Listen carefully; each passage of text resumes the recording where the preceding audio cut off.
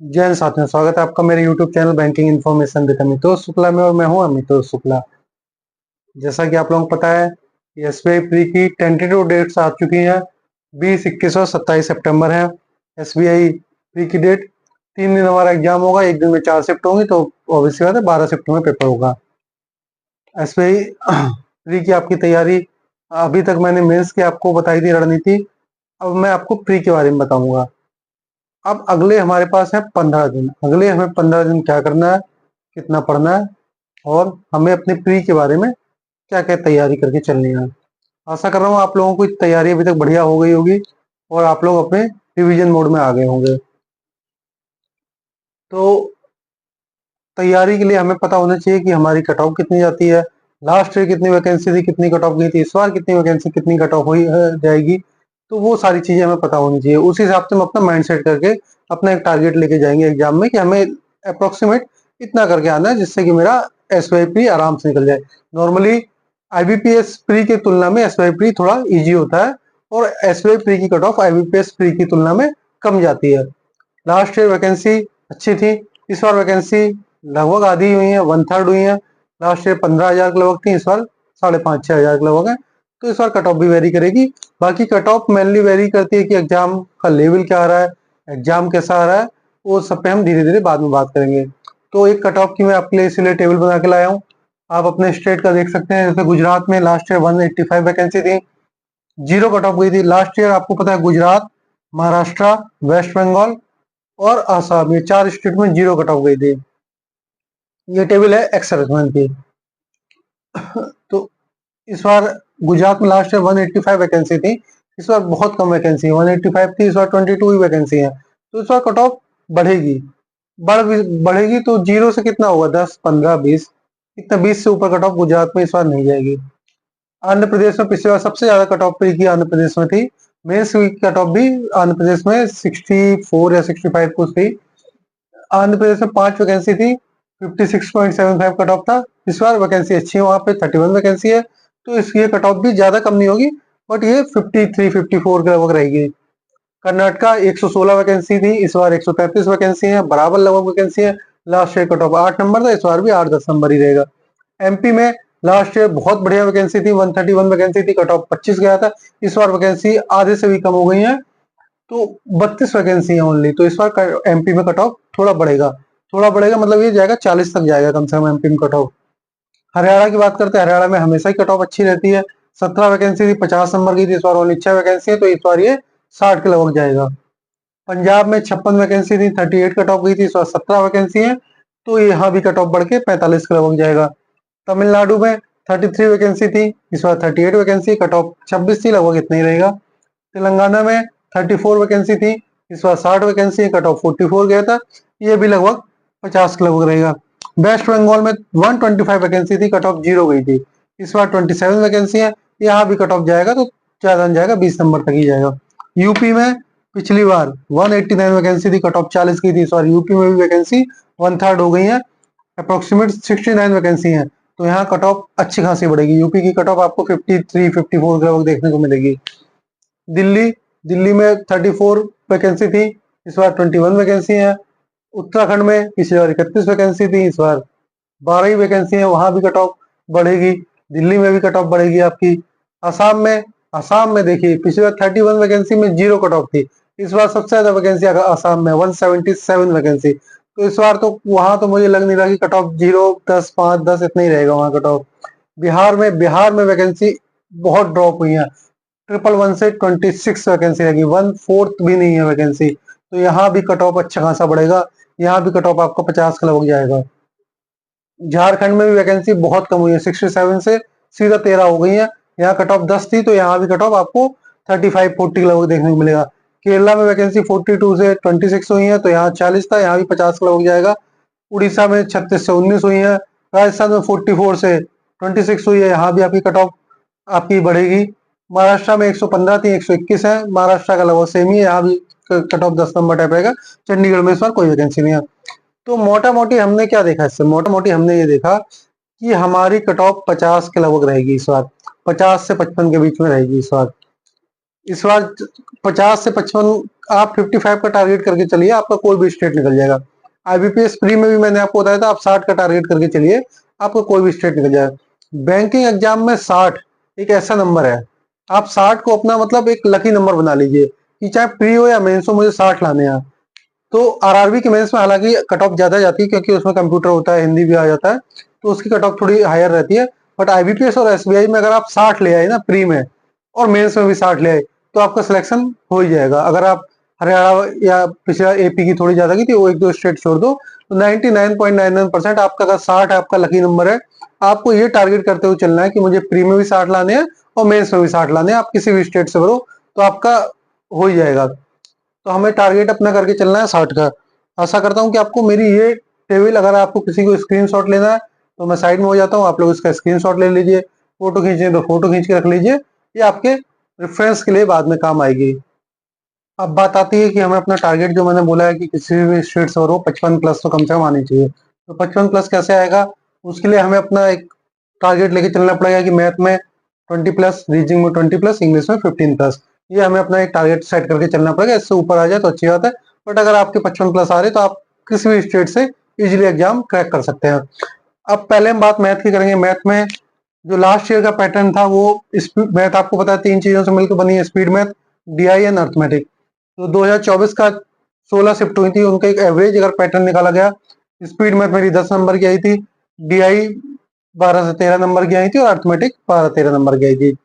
इस साल क्या पैटर्न रहने वाला है, अगर आपको ध्यान हो, अभी थोड़े दिन पहले ही एसबीआई की ऑफिशियल साइट पे पीईटी होता है, प्री एग्जामिनेशन ट्रेनिंग, जो हमारे एसटी या फिर ओबीसी कैंडिडेट के लिए, कुछ जो लोग अप्लाई करते हैं उनके लिए आती है, उसमें 50 क्वेश्चन दिए गए थे।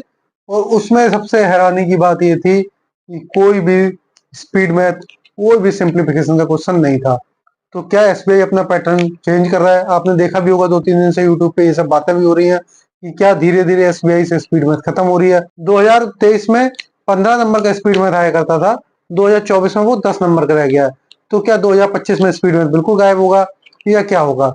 तो जो मेरा मानना है, मेरा अपना एनालिसिस है कि 2025 में स्पीड मैथ पूरा गायब नहीं होगा, बट ये है कि स्पीड मैथ कम होगा। कम होगा तो कितना हो सकता है स्पीड मैथ? 2025 में आप देखना, आपको स्पीड मैथ केवल 7 से 8 नंबर का देखने को मिलेगा। स्पीड मैथ आपको 7 से 8 नंबर का ही देखने को मिलेगा। और ये पोर्शन कहाँ बढ़ेगा? ये पोर्शन बढ़ेगा डीआई में। इस बार आपको 3 डीआई देखने को मिलेंगी। लास्ट ईयर आपके पास 2 डीआई आई थी और एक 2-3 नंबर की कैसलेट आ रही थी, लगभग हर पेपर में ऐसे ही आ रहा था। 10 नंबर की 2 डीआई आ रही थी, एक कैसलेट आ रही थी, 12-13 नंबर का ये बन रहा था। इस बार आपको 3 डीआई देखने को मिलेंगी। और बचा हुआ जो आपका है, ये तो आपका सेम ही रहेगा, 12 नंबर का जो आपका आता है, 10-12 नंबर का, ये आपका सेम रहेगा, अर्थमेटिक वहीं का वहीं रहेगा। अभी एसबीआई जो फोकस कर रहा है वो स्पीड मैथ कम करके डीआई पे कर रहा है। बट क्या ये हमारे लिए अच्छा है कि बुरा है? डीआई को हम लोग अलग क्यों मानते हैं? DI is a part of speed math only. अगर आपको, अगर आपका अगर आपका रेशियो, परसेंटेज और कैलकुलेशन, अगर आपका ये 3 चीजें फास्ट हैं, तो आपकी पूरी डीआई, क्योंकि ये प्री लेवल की डीआई है, इसमें ज्यादा हार्ड नहीं आएगा। टेबल बनी होगी, टेबलर डीआई आएगी, या फिर उसका लाइन डीआई आ जाए, या फिर 2 बार दिए होंगे कि कोई एक सिटी ए है, सिटी बी है, ऐसे टाइप का। तो ये प्री लेवल की डीआई बहुत सिंपल आती है। इसमें हमारे बस इन 3 चीजों का खेल है, रेशियो, परसेंटेज एंड कैलकुलेशन। ये आप जितनी फास्ट करेंगे उतनी जल्दी आप डीआई लगाएंगे। तो मेरे हिसाब से डीआई एक पार्ट है स्पीड मैथ का ही, डीआई को हमें अलग नहीं मानना चाहिए। आपको स्पीड मैथ में सिंप्लीफिकेशन हो सकता है इस बार 4 ही देखने को मिले, 4 या 5, 2-3 नंबर को आपको नंबर सीरीज मिलेगी, किसी किसी में क्वाड्रेटिक मिलेगी। आजकल धीरे धीरे क्वाड्रेटिक कमी होती जा रही है, वो आजकल मेंस में नंबर सिस्टम है, अलजेब्रा के रूप में ज्यादा आ रही है। प्री से क्वाड्रेटिक धीरे धीरे खत्म होती जा रही है। तो आपको यहाँ पे, आपको जहां तक मुझे लग रहा है 4 नंबर का आपको सिंप्लीफिकेशन मिलेगा, 3-4 नंबर की नंबर सीरीज मिलेगी। बाकी आपका यहाँ पे आपको 3 डीआई मिलेंगी। और ये तो जो हमारे 12-13 चैप्टर है, हर चैप्टर से एक एक सवाल आता है, वो तो आएगा ही आएगा ये भी। तो हमें इसमें टारगेट करना है 20 प्लस का। 20 प्लस का हम टारगेट कैसे करेंगे? जैसा कि सबको पता है कि ये तो 7 से 8 नंबर, ये तो कहीं नहीं गई, ये तो हमें पूरे लेने ही लेने हैं किसी भी हालत में। और फिर हमें इसमें टारगेट करना चाहिए कि इसमें हमारी कम से कम 2 डीआई हमें बनानी है। सबसे पहले हम स्पीड मैथ बनाएंगे, फिर हम 2 डीआई बनाएंगे। अगर हमने 7 से 8 नंबर में पूरे लेने हैं, अगर मगर नहीं है इसमें, तो हमें 7 से 8 नंबर यहाँ से निकालनी है। स्पीड मैथ में तो कुछ गलत होना ही चाहिए। और फिर 10 प्लस यहाँ से ले लिए। फिर बचा हुआ जो है ना, यहाँ से मैंने आपको पहले भी बताया था कि अर्थमेटिक आपको अगर सारा चैप्टर नहीं समझ में आ रहा है, आप डीप में मत पढ़िए सारे चैप्टर को। आप अपने लगभग अर्थमेटिक में 13 या 14 चैप्टर हैं, आप उसमें से केवल आधे 13-14 का आता है, मतलब 6-7 चैप्टर पढ़िए अच्छे से। बट आपको थोड़ी थोड़ी नॉलेज सबकी होनी चाहिए। आपके लिए मैं अर्थमेटिक का, अगर आप चाहोगे एक अलग से पूरा एक अर्थमेटिक का सेशन ले आऊंगा कि आपको उसमें हल्की हल्की क्या क्या नॉलेज होनी चाहिए, जिससे कि आपका प्री निकल जाए। प्री लाइक उसमें क्या क्या आपको अर्थमेटिक का पता होना चाहिए, ये बता दूंगा। तो मैं आपको बता रहा हूँ कि यहाँ से अगर आपने 6 नंबर भी ले लिए, 10 नंबर आपने यहाँ से ले लिए, और यहाँ से आपको बस 4 से 5 नंबर ही लेने हैं।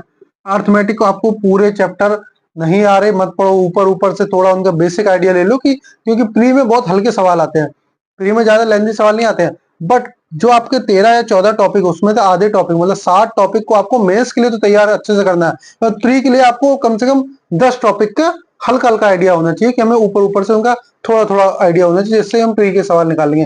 तो आपका टारगेट यही होना चाहिए 10 प्लस आपको डीआई। आपको अपने प्री के लिए इन 3 चीजों पर सबसे ज्यादा फोकस करना है, रेशियो, परसेंटेज एंड कैलकुलेशन। इन चीजों पर फोकस करके डीआई की अच्छे से प्रैक्टिस करनी है। अब मैं आपको बताऊंगा रीजनिंग के बारे में। रीजनिंग का भी हमने टारगेट 20 प्लस हमें करके चलना है 2024 में। रीजनिंग आपको पता है 2 पार्ट होते हैं, एक मिसलेनियस होता है, इसमें 6-7 टॉपिक आपके हैं। अल्फान्यूमेरिक सीरीज है, सिलॉग है, इनइक्वलिटी है, डायरेक्शन है, ब्लड रिलेशन है, कोडिंग डिकोडिंग है, चाइनीज कोडिंग। तो ऐसे 6-7 टॉपिक हैं जो हमारे मिसलेनियस में आते हैं, और बचा हुआ फिर सीटिंग पर चलाता है। 2024 तक क्या हो रहा था, आधा आधा डिस्ट्रीब्यूट हो रहा था, 17-18 नंबर का ये आ रहा था, 17-18 नंबर का ये आ रहा था। बस इस साल से इसमें भी थोड़ा चेंज होगा। इसमें चेंज क्या होगा, ये आएगा आपका 15 नंबर का, और ये आपका आएगा 20 नंबर का। अभी जो पैटर्न चल रहा है उसको देखते हुए, जैसे आईबीपी अभी एसपीओ का भी एग्जाम हुआ है, आईबीपीएस पीओ का भी एग्जाम हुआ, तो उसमें जो पैटर्न है वो यही है, 15 नंबर का आपका ये आएगा, 20 नंबर का आपका ये आएगा। तो आपको अब रीजनिंग में 20 प्लस कैसे करना है। 20 प्लस के लिए सबसे पहला अटैक आपको, जैसे मैंने मेंस में भी बताया था, पहला अटैक आपको यहीं पे करना है, मिसलेनियस में। आपको मिसलेनियस में पहला अटैक करना है। इसमें मैंने 2-3 चीजें आपको बताई हैं। एक तो अगर ब्लड रिलेशन अगर आपका पहली बार में वन गो में अगर बन गया, तब तो बना दो। अगर आप कहीं भी उसमें अटक रहे हो तो उसको स्किप कर दो पहले। एक आता है मीनिंगफुल वर्ड, मीनिंगफुल वर्ड को आप छोड़ ही दो। एक आता है पेयर फॉर्मेशन, उसको आप छोड़ दो। 3 चीजों को आप छोड़ के रखो। तो बचे हुए जो 12, मतलब बचे हुए जो भी आपके क्वेश्चन है, अगर मान लो ब्लड रिलेशन आ रहा है, किसी में डायरेक्शन आ रहा है, किसी में कुछ आएगा, तो आपको पहले कोशिश करनी है कि यहाँ से आपको 15 में से आपको कम से कम 10 से 12 नंबर आपको लेके आने हैं। ये बाकी आपको टॉपिक पूरे अच्छे से पढ़ने हैं।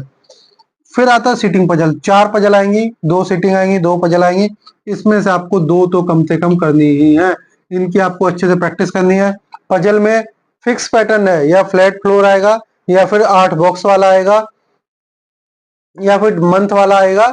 ऐसे 3-4 ही फॉर्मेट है पजल के, वो आएंगे। सीटिंग में एक ये फिक्स है कि आपका एक सर्कल वाला आएगा, एक फिक्स है कि बोलेगा certain number of people are sitting in row facing north. ये वाला एक आता है, जिसमें प्री लेवल में n बराबर n बोलते हैं कि नंबर ऑफ पीपल, n बराबर नॉर्मली 13 या 17 टाइप ही रहता है, उससे ऊपर का नहीं आता। मेंस में ज्यादा वाला आता है, और प्री लेवल में मैक्सिमम 13-17 टाइप वाला ही आता है, कि 13-17 लोग रो में बैठे, उसके बारे में पूछा जाएगा। तो ये 2-3 पैटर्न है। तो हमें वो 2 तो सीटिंग और पजल की आपको अभी अच्छे से प्रैक्टिस करनी है। 2 आपको सीटिंग पजल निकालनी है, और 10 से 12 नंबर यहाँ से निकालने हैं। अब अगर आपके पास आखिरी में, आपने देखा आपके पास आखिरी में 2.5 मिनट बचा है, अब आप 2.5 मिनट में हो सकता है आप कोई पजल ना कर पाओ, तब आप क्या करोगे, तब आप सोचोगे अब मैं क्या करूं। तो जो आपने ब्लड रिलेशन को पहले छोड़ा था, उसको आप अटेम्प्ट कर सकते हो, वो 2.5 मिनट में हो जाएगा। जो आपने मीनिंगफुल वर्ड वो छोड़ा था, उसको आप एक बार ट्राई कर सकते हो कि शायद मुझसे हो जाए। जो आपने पेयर फॉर्मेशन वो पहले छोड़ा था, उसको आप अटेम्प्ट कर सकते हो, जो आखिरी के 2-2.5 मिनट बचे उसमें। इसलिए अपना ऐसे हिसाब से पेपर करिए कि जो छोटे छोटे 2-3 क्वेश्चन है जिसमें टाइम ज्यादा लगता है, जैसे चाइनीज कोडिंग आ गई, चाइनीज कोडिंग में 4 सवाल आए, तो हो सकता है 3 सवाल आपके तुरंत हो जाएं। बट अगर एक क्वेश्चन ऐसा होगा, बोलेगा कोड बताओ, वो पूरा एक सेंटेंस लिखा होगा, वो आपसे हो सकता है उस टाइम ना हो, वो ज्यादा टाइम भी लेगा, तो उसको आप स्किप कर सकते हो। तो उन सब क्वेश्चन को करने के लिए हमारे पास लास्ट का समय रहता है। बहुत बार ऐसा होता है बच्चों के साथ कि वो लोग पेपर कर लेते हैं और आखिरी के उनके पास 1.5-2 मिनट रहते हैं, फिर वो कहते हैं कि सर 1.5-2 मिनट में तो हम सीटिंग पजल कर नहीं पाएंगे और मुझे कुछ समझ में नहीं आया, फिर हम क्या करें। तो वो जो 1.5-2 मिनट होता है ना, उसका उपयोग हमें इन्हीं सब टॉपिक में करना है। जो हम छोटी छोटी चीज अगर हमने इसमें से अगर 15 में से 2-3 क्वेश्चन अगर हम स्किप करते हुए गए हैं, तो आखिरी के जो 1.5-2 मिनट है उसमें हमें वो क्वेश्चन अटेम्प्ट करने हैं। तो ये 10 से 12 नंबर आपको लेके आना है, 10 नंबर यहाँ से लेके आना है। ऐसे आपको अपना रीजनिंग का टारगेट 20 प्लस का करके चलना है। अब हम बात करेंगे इंग्लिश। इंग्लिश में जैसा कि हमें पता है इंग्लिश का 30 नंबर का पेपर होता है। इसमें आरसी आती है 7 से 8 नंबर की, पैराजम्बल या सेंटेंस अरेंजमेंट आएगा 4-5 नंबर का, क्लोज टेस्ट या फिलर आएगा 4-5 नंबर का, वर्ड स्वैप है वर्ड यूज आएगा 4-5 नंबर का, एरर डिटेक्शन के 4-5 क्वेश्चन आएंगे, मिस स्पेल्ट और कुछ मिसलेनियस छोटे मोटे टॉपिक होते हैं उनसे 3-4 क्वेश्चन आएंगे। इस तरह का पेपर रहेगा। तो इंग्लिश में हमें टारगेट करके चलना 15 प्लस। इंग्लिश में मैंने आपको जैसे मेंस में बताया था कि इंग्लिश में हमारे पास टाइम की कमी नहीं है, 20 मिनट का पेपर है, 30 क्वेश्चन है, इसमें हमें कोई कैलकुलेशन भी नहीं करनी है, इसको तो हमें पढ़ के आंसर करना है। तो इंग्लिश में करने को तो आप 30 के 30 भी कर सकते हो, बट इसमें जो मैंने आपको मेंस में बताया था वही प्री में भी है कि हमें निगेटिव मार्किंग इंग्लिश में कम से कम रखनी है, क्योंकि हम लोग इंग्लिश में ही सबसे ज्यादा निगेटिव मार्किंग करते हैं। फिर हम कहते हैं अटेम्प्ट तो 80 करके आ गए थे लेकिन नंबर मेरे 40 ही आए। उसका मेन रीजन यही है, इंग्लिश आपके अटेम्प्ट बढ़ा सकता है बट एक्यूरेसी के कोई मायने नहीं है ना। जब तक आपकी एक्यूरेसी अच्छी नहीं होगी इंग्लिश में, तब तक आप उस पर श्योर नहीं हो सकते। या फिर आप इंग्लिश में इससे स्ट्रांग हो, एयरफोर्स के लोग इंग्लिश में बहुत स्ट्रांग होते हैं, बट आर्मी नेवी वाले भी ठीक ठाक होते हैं, बट आर्मी के लोग इतने स्ट्रांग नहीं होते इंग्लिश में। इसलिए इंग्लिश पे हमें बहुत ज्यादा ध्यान देना है। तो हमें इंग्लिश को कैसे सॉल्व करना है जिससे कि हम 15 का एक टारगेट लेके चले इंग्लिश में। इंग्लिश में मैंने आपको प्री में जैसे बताया ना, प्री में आपको यहाँ से शुरू करना है, आरसी को सबसे लास्ट में करना है। प्री में आपको जो छोटे छोटे क्वेश्चन है, एरर के क्वेश्चन तभी आपको अटेम्प्ट करने हैं जब आपको कंफर्म हो कि हाँ भाई ये एरर है, 120 रूल आपने पढ़े हैं, उनका अच्छे से उपयोग किया, ये एरर है, तभी आपको अटेम्प्ट करने हैं। बाकी आप पहले मिसलेनियस क्वेश्चन करिए। वर्ड स्वैप अगर आ गया तो आप ऑप्शन से कर सकते हैं, वर्ड यूज में तो आपको उसका मीनिंग पता होना चाहिए वोकैब का, तभी आप कर पाएंगे। क्लोज टेस्ट या फिलर अगर किसी वोकैब का आ गया तो थोड़ा प्रॉब्लम होगी, अगर आपको वोकैब का मीनिंग पता है तो ही आप कर पाएंगे। अगर कभी कभी ये प्रपोजिशन के ऊपर भी आता है, तो अगर प्रपोजिशन पे आ गया या वर्ब के ऊपर आ गया तो आप आराम से कर ले जाएंगे।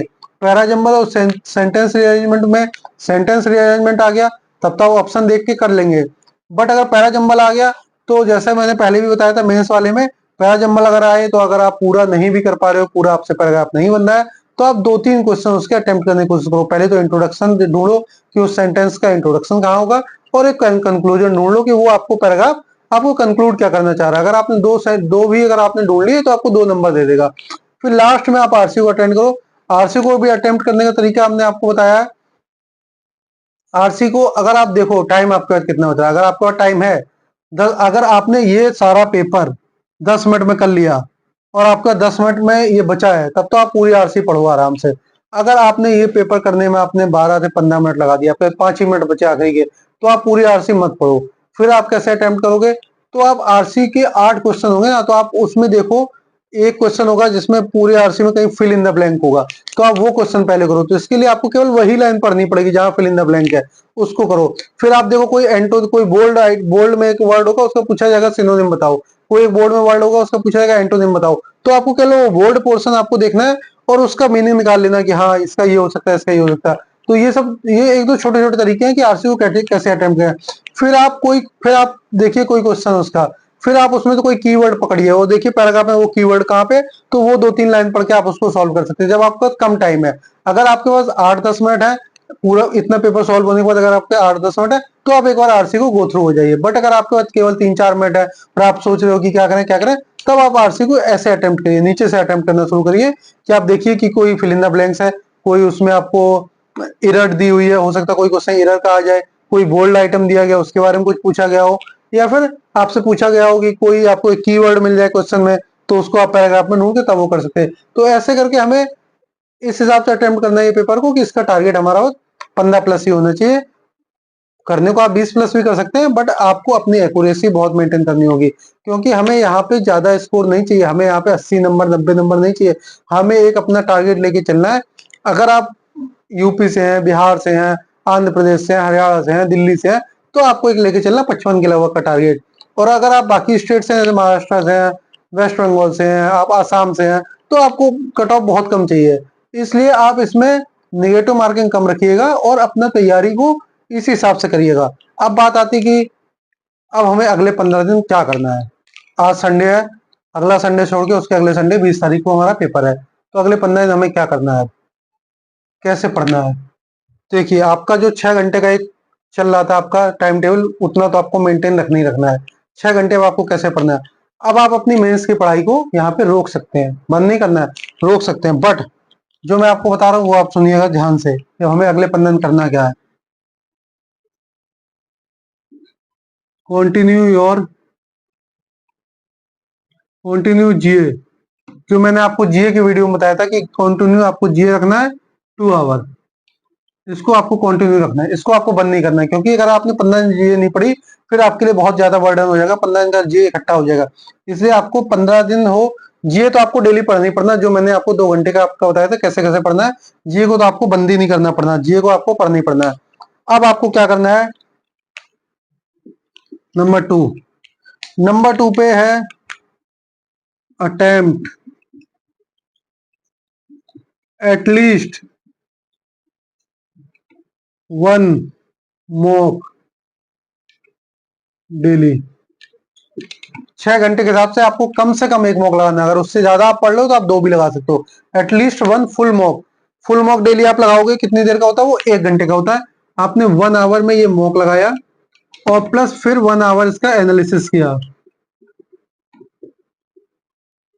1 आवर आपने प्री का मॉक लगाया, आपने देखा मेरे 40 नंबर आ रहे, 50 नंबर आ रहे, 60 नंबर आ रहे, फिर आपने उसको 1 आवर एनालिसिस करना है। एनालिसिस में आपको क्या करना है कि जितने क्वेश्चन आपके गलत हुए हैं उनको देखना है कि वो क्यों गलत हुए, हमसे कहाँ गलती हुई है। जो क्वेश्चन आपके अनअटेम्प्टेड रह गए हैं उनको आपको देखना है कि वो क्यों अनअटेम्प्टेड रह गए, उनको हमें अटेम्प्ट करना है। 1 आवर आपको ये करना है, तो 2 घंटे ये हो गए। फिर नंबर 3 काम आपको क्या करना है, नंबर 3 काम करना है फोकस योर वीक एरिया।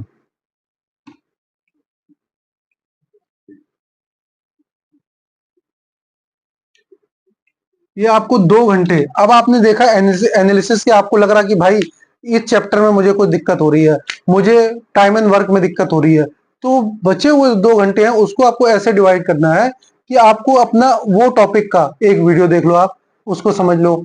आपको लग रहा है रीजनिंग में मुझसे सिलॉग में कुछ गड़बड़ हो रहा है, मुझसे नहीं बनना है, तो सिलॉग का आप वीडियो देख लो। आपको इंग्लिश में लग रहा है कि मुझे पैराजम्बल में दिक्कत हो रही है, तो पैराजम्बल का वीडियो देख लो। तो आपको अपने वीक एरिया पे काम करना है बचे वो 2 घंटे। बाकी आपका सबसे जो इंपॉर्टेंट काम है वो यही है, अटेम्प्ट डेली 1 मॉक। ये आपका सबसे इंपॉर्टेंट रामबाण है। प्री निकालने का एक ही तरीका है, प्री निकालने का मैं सबको कहता हूं, प्री निकालने का एक ही तरीका है, वो है मॉक, मॉक और मॉक। प्री आपका इसी से ही निकलेगा, प्रैक्टिस प्रैक्टिस और प्रैक्टिस से आप जितना हो सके इन 15 दिन में आप कोशिश करिए, जितना हो सके उतने मॉक दीजिए। ये मैंने आपको 6 घंटे का प्लान बताया, आप अगर 8 घंटे पढ़ रहे हैं तो आप 2 मॉक दो, आप दिन में 2 मॉक दो, दिन में 3 मॉक दो, जितना हो सके उतना मॉक दो। कम से कम ये मैंने कहा एटलीस्ट 1 मॉक तो देनी देना डेली। अगले 15 दिन आप अगर दिन में एक एक मॉक भी देके जाओगे, आप 15 मॉक देके जाओगे, एनालिसिस करके जाओगे और फोकस है और वीक एरिया, जब आपके वीक एरिया धीरे धीरे इंप्रूव होने लगेंगे एक वीक में, तो आखिर के 4-5 दिन में अपने मॉक की स्पीड को और बढ़ा देना, अपने आप को पूरा मॉक में झोंक देना।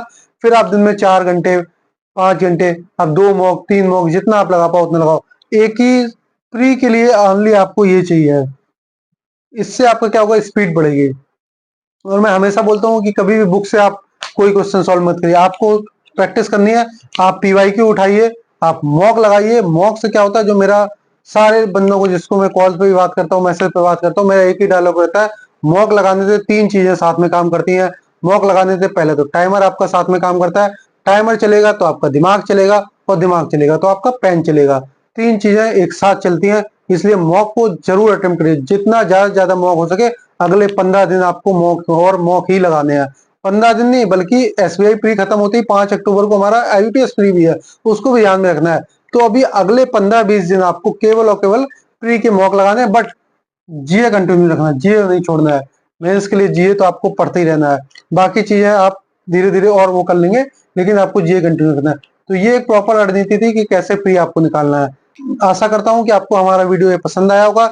अगर आपको मेरा कंटेंट अच्छा लगा है तो आप मुझे कमेंट करके बताइए, आपको कुछ और इम्प्रूवमेंट की रिक्वायरमेंट लग रही है तब भी आप मुझे कमेंट करिए, कुछ आपको और सुझाव देने हैं तब भी आप मुझे कमेंट करिए, कुछ आपको और वीडियो चाहिए, कुछ आपको और टॉपिक पे डिस्कशन चाहिए, जो भी आपको चाहिए आप मुझे कमेंट करके बता सकते हैं। चैनल को आप लाइक कर सकें, चैनल को सब्सक्राइब करिए, ज्यादा से ज्यादा एक्स सर्विसमैन भाइयों को शेयर करिए, जिससे कि सबको प्रॉपर गाइडेंस मिल सके। और फिर मैं वही करूंगा, एक्स सर्विसमैन हो जाओ तैयार, बैंकर बनोगे इसी बार, इस बार कोई बैकलॉग नहीं रहनी चाहिए। जो आपने देखी ना आसाम में वैकेंसी, वो पुरानी बैकलॉग की है। बहुत स्टेट ऐसे हैं जहां पे पुराना बैकलॉग एसबीआई में लगा हुआ है, इस बार भी बहुत सारी सीटें नहीं भर पाई थी। तो एसबीआई में मैं चाहता हूँ कोई बैकलॉग ना लगे, सारे के सारे एक्स भाई उसमें सेलेक्ट हो। हम मेहनत अच्छे से कर रहे हैं, पढ़ अच्छे से रहे हैं, तो हमें सिलेक्शन जरूर मिलना चाहिए। इसी के साथ मैं आपसे विदा लेता हूँ। जय हिंद, जय भारत।